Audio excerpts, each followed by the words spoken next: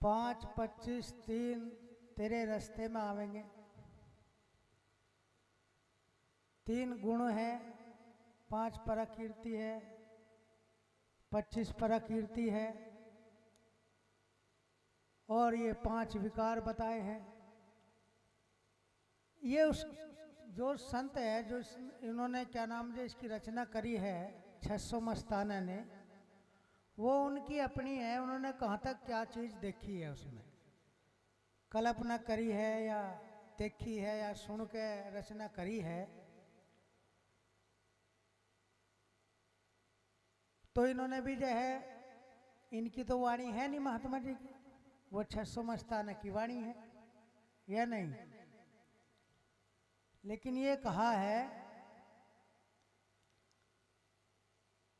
अनघड़िया देवा कौन करे तेरी सेवा। घड़े देव को तो सब कोई पूज्य, जैसे भीत का लेवा। जो अनघड़िया है, जो घड़ा नहीं गया,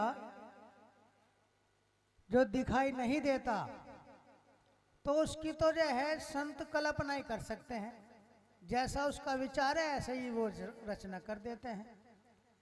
इसलिए उन्होंने उसमें भी कहा कि 10वें द्वार पे शेर खड़े तुझे घने डरावेंगे। अब वहां तो शेर का कोई मतलब नहीं, लेकिन जीव के भय बिठा दिया।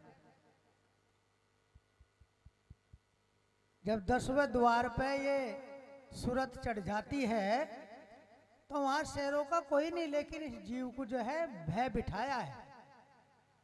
भय बिना भक्ति नहीं, विरह बिना बैराग, सतगुरु बिन मिटता नहीं, इस मन मनसा का दाग। अगर तुम्हें गुरु का भय नहीं होगा तो गंदे कर्म खूब कर लोगे या नहीं। तो गुरु का भय रहेगा ना कि भाई अगर हमने गंदा कर्म कर लिया या हमने खोटा कर्म करा तो तभी गुरु महाराज हमें दंड देगा, इसका दंड भुगतना पड़ेगा हमें। तो इसीलिए जो है गुरु महाराज का भय बहुत जरूरी है इस जीव के लिए। भय मिटा निर्भय हुआ, मिट गई खेंचा तान। वो स्टेज अलग है जाकर के।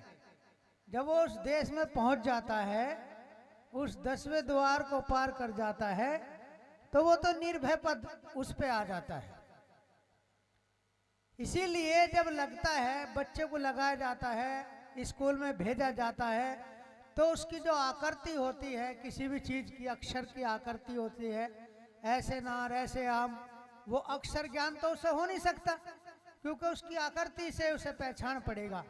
तो धीरे धीरे धीरे धीरे इसी तरीके से फिर वो अक्षर ज्ञान को पहचान लेता है। जब अक्षर ज्ञान को पहचान लेता है तो वो निर्गुणवादी हो जाता है।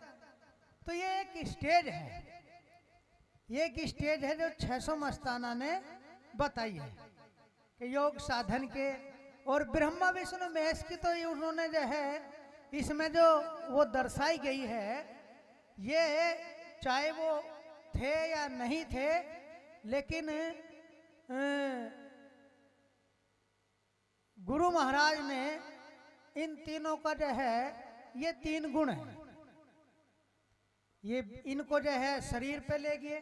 जो लेखक है, जो ब्राह्मण संस्कृति के लेखक है, उन्होंने क्या किया, 3 गुण को रज तमो सत, ये 3 गुण है। अब उन्होंने जो है क्या किया कि रज को ब्रह्मा में ले लो, तमो में शिव जी को ले लो, सत में जो है विष्णु को ले लो। उन्होंने वहां भी वे फिट कर दिए, अंदर भी उन्होंने फिट कर दिए।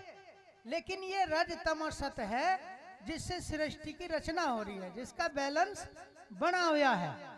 लेकिन ये है कि जो सतगुरु के ज्ञान को प्राप्त कर लेता है और जो गुरु में मिल जाता है, तो इनसे उनका कोई वास्ता नहीं होता। तो महाराज जी, ये तो एक तो भय तो समझ में आ रहा है, लेकिन ये तो भ्रम में जो डाल दिया गया है, तो फिर कहाँ जाएंगे? नहीं, भ्रम में तो बताया ना, जो सतगुरु का ज्ञान जिसके पास हो गया, वो निर्भय हो गया, वो इनमें नहीं पड़ता, वो तो अलग हो जाता है। ये तो प्रचार तो गलत है ना ये। कोई बात नहीं, प्रचार ऐसा है, अगली बारी में सुधार कर लेंगे। करना नहीं चाहिए ना प्रचार, इनका प्रचार ही ना करें। असल ऐसी में वाणी ऐसा ना बोले है। फिर। वाणी बस ये है कि मन में आ गई कि भाई अच्छी लगेगी सूरत की वाणी या नहीं, इसलिए गा दी। लेकिन शब्द जो है कहीं कहीं ये है, अब इनकी तो वाणी नहीं है, ये वाणी उनकी है। वो बात ये तो ठीक है।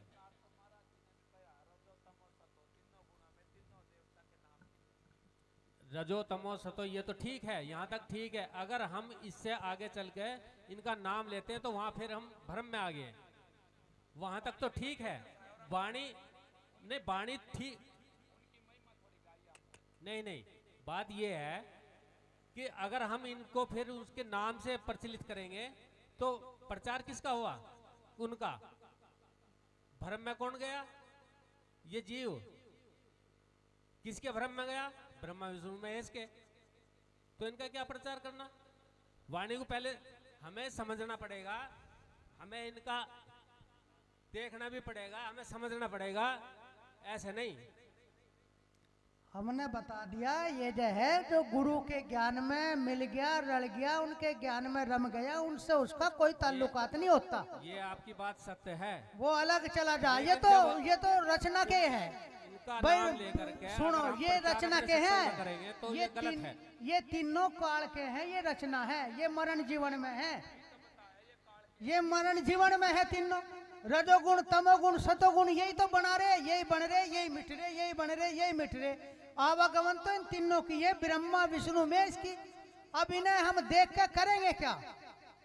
या हम, लेकिन जो है, जो रचना है संसार की, जो रचना है, ये तीन ही रच रहे हैं। अगर इस जीव, ये तीन में ये जीव फंस रहा है, और जीव को निकालने के लिए सतगुरु इशारा दे रहा है कि इनमें से निकल, नहीं तो तेरा ये हमेशा जो है यही पीसते रहेंगे। ये तीनों गुण तुझे यही खींच लेंगे। इसलिए अगर तू सतगुरु की भक्ति करेगा, सतगुरु रविदास जी का सुमरण करेगा, गुरु समनदास जी के वचन को मान के चलेगा, तो तुझे जो है तू उस पद में मिल सकता है। अगर तन्ने इन्हें देखे तो इनमें क्या, ये तो लक 84 है, इनमें जो है चलती चाकी देख के रहे कबीरा रो, यही चक्की चलाओ जाओ फिर आवागमन की। तो इसीलिए इनसे कोई संबंध नहीं, गुरुमुखी का इनसे कोई संबंध नहीं होता। गुरुमुखी से, गुरुमुखी के सामने ये कुछ नहीं है, क्योंकि ये हर व्यक्ति के कुत्ता बिल्ली डंगर ढोर पशु जीव जंतु के सबके अंदर है। ये आवागमन में है। गुरुमुखी का पद बहुत ऊंचा है, गुरुमुखी इनसे बहुत ऊंचा है। गुरुमुखी के प्रसंग भी नहीं है, फटकते भी नहीं वहां। गुरुमुखी तो इनसे अलग हो जाता है, आवागमन से रहित हो जाता है गुरुमुखी। महाराज जी, ये तो आपकी बात सत्य है, और है जो आप कह रहे हैं वो